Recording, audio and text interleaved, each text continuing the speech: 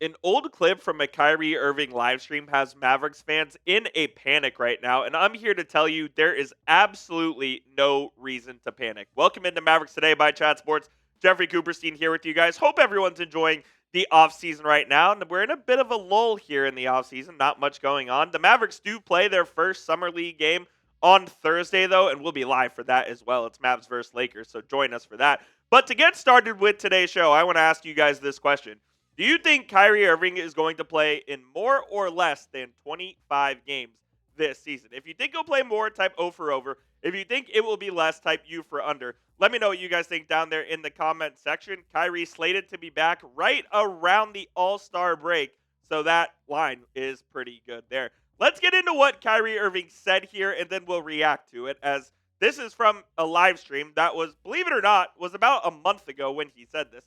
He said, returning before the playoffs from his injury, don't hold your breath. You know what I'm saying? That doesn't mean I won't be back. It's just I don't want to make any predictions on when I'm going to be back. I just want to be back 150,000% better. And on the surface, this does look concerning because the original timeline reported by Charania was the Mavericks are targeting January, mid to late January, as a potential return window for Kyrie. And yeah, when you hear Kyrie say something he might not be back before playoffs, which is in April, that does raise a little concern. But when you dig a little deeper and you kind of get into the weeds and you know how Kyrie Irving operates, this doesn't concern me whatsoever.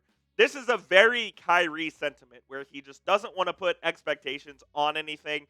He doesn't want to put pressure on himself. He doesn't want to set expectations for the fans and for the team to be disappointed if he does not return by a targeted date that he says.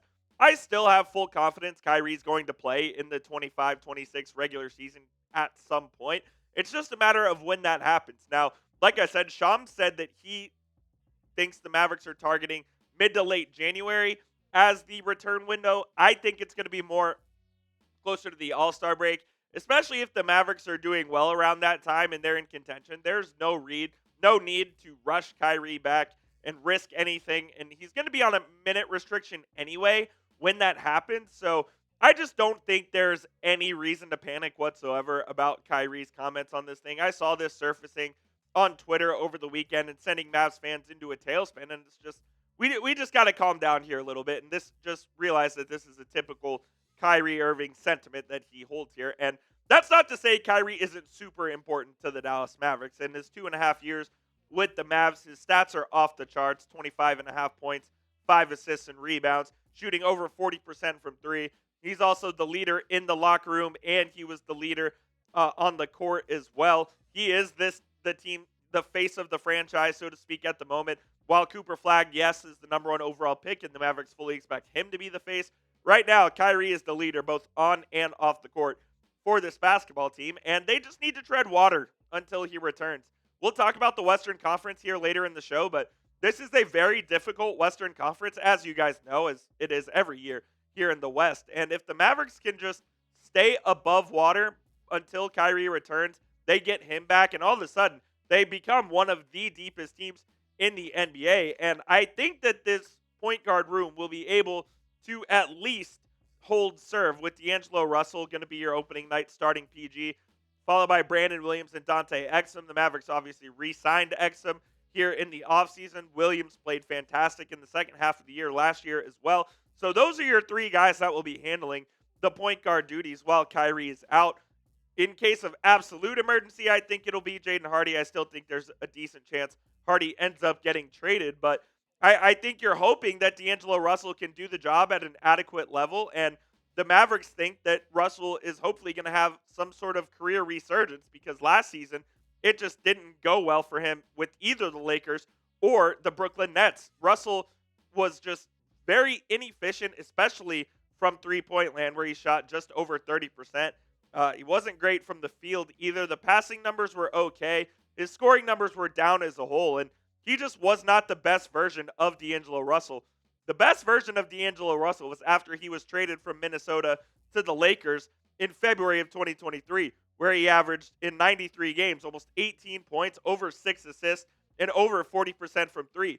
This is what you hope you're getting if you're the Dallas Mavericks from D'Angelo Russell, like the borderline all-star D'Angelo Russell. And now, obviously, the Mavericks did sign Russell to that 2-year, $13 million contract, but also there's a player option on that second year. So if the Mavs get something similar to this out of D'Lo opts out and gets his money as a free agent, probably not from the Mavericks, but somewhere else. And also, it means the Mavericks were one of the top 6 teams in the Western Conference, and they're going to be able to represent the West in the playoffs because Russell had a good bounce-back season with the Mavs. So it could certainly be a mutually beneficial partnership between D'Lo and the Mavs, and you hope you're getting the guy that the Lakers got there for over a season between February of 23 and April of 24. Speaking of the Lakers, we are in a sub-battle with our friends over at the Lakers Report. In the second week of July, which started today, the Lakers have currently taken the lead by 4. Help us beat the Lakers Report in our subscriber battle for the month. YouTube.com/MavsTV is the place to be for all of the latest Mavericks news and rumors, including live watch parties for the NBA Summer League and more. Hit that subscribe button right now. You won't regret it. Next, where do the Mavericks stack up in the Western Conference as far as the contending teams go?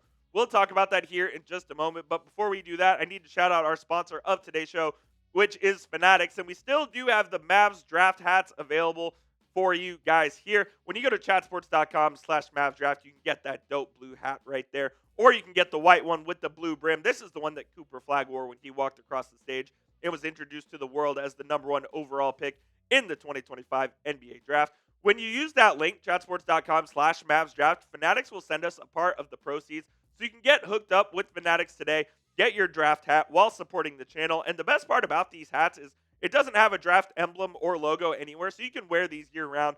Love the cursive text there on the front as well. These are just some cool hats that you can get right there with our friends at Fanatics. Go to chatsports.com/MavsDraft. That link will be in the comments and description of today's show. All right, let's take a look at the tiers of the Western Conference here. And this is kind of how I have it set out before the 25-26 NBA season begins. I think these are your true contenders to win the West this season.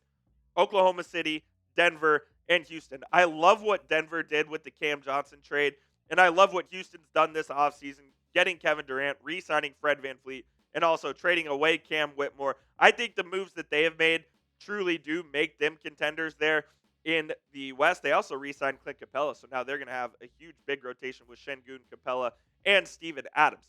These are the teams that I think will be competitive and will round out the playoffs and play-in teams here in the West.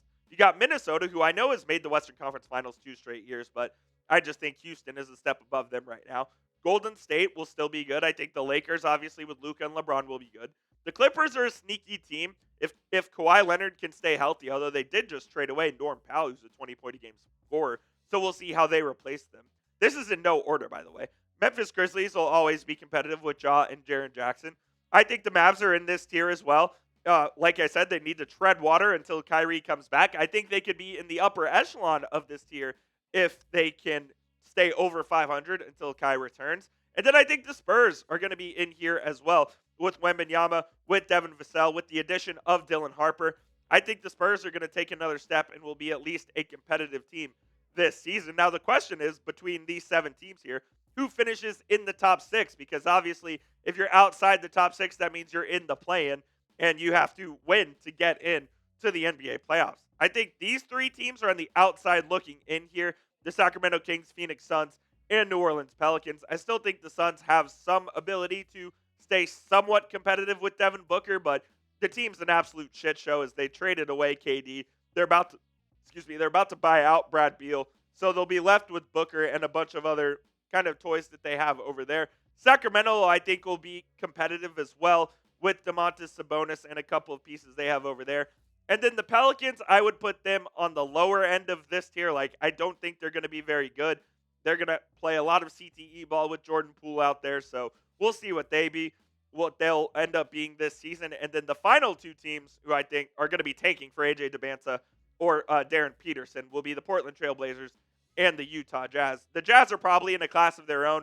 I don't think the Jazz are any good whatsoever, and the Trailblazers won't be competitive this season either. But all of this to say, the West is going to be an absolute gauntlet once again, and the Mavericks just can't afford to come out of the gate slow like they are notorious for doing.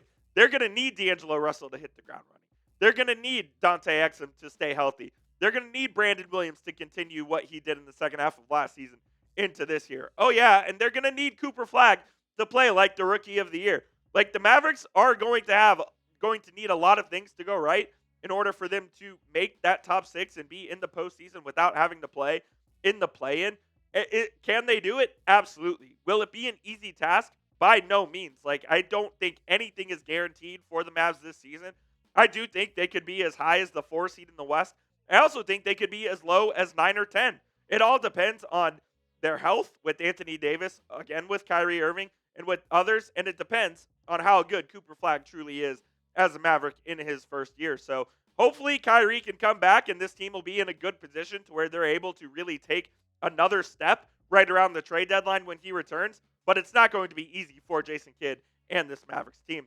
I want to hear from you guys down in the comment section before we get on out of here. What seed will the Mavs finish with in the Western Conference? Do you think they will be a top 4 seed and have home court advantage in the first round? Or will they be somewhere in the middle, maybe even in the NBA play? And let me know what seed you think the Mavs will finish with in the West. That will do it for today's show, guys. Appreciate you for tuning in to Mavericks Today by Chat Sports. If anything happens later in the week, we'll be here with a further video. And, of course, join us live here on Thursday for Cooper Flagg's Summer League debut.